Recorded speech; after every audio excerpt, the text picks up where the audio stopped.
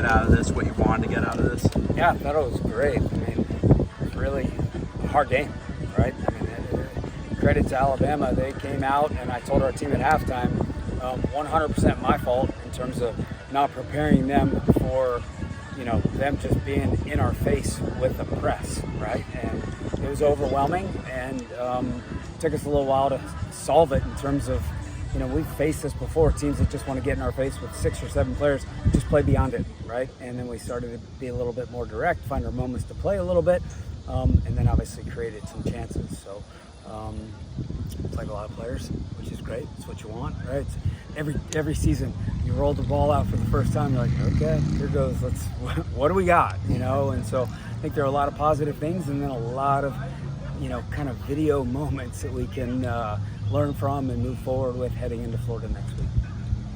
So you talked about playing a lot of players. Was that more heat related as far as being so early, or do you want to do that even throughout the year? Good question.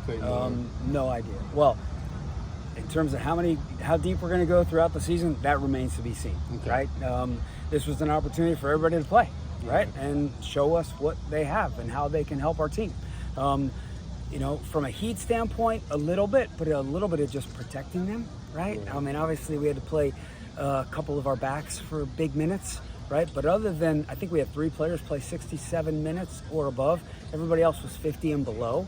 So we really wanted to do that because it was an intense game, and it's a long season. It's August 8th, not November 8th or December 8th, right? And so it was just get some minutes and continue to build them. How'd you feel about the back line, the chemistry? I felt pretty good. I mean, it was hard because it wasn't a ton of soccer being able to be played back there because Gianna Paul has got to be one of the fastest players in the country, right? And Wes, I think, is a very, very good coach. And so they're very organized and timely in their press, and it gave us some problems. And but again, a lot of really good teachable moments. Rhythm, timing, just comfort with one another. How far along has this team come in a week?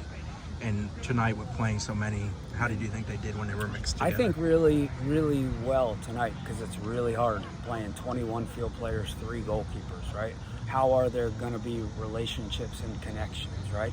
It's got to be total humility, right? This sounds kind of coach speak, right? But unselfish, right? Trying to figure out your role and just play together, trust each other, right? And work and be vulnerable and just play. So I thought overall, pretty good. And then over time, right, we got to figure out, okay, who are the players that play well together, right?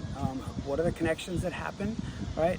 Who's going to kind of rise to the top a little bit? And we challenged them before the game. We said, look, some of you may play only 15 or 20 minutes, but that's a lot of time to leave an impression, right? And I called out Gianna Riley at halftime because she played about 12 to 14 minutes in the first half. She came on and made an impact, right? Helped the game. So overall, I think really, really good. Team energy from the bench was really, really good.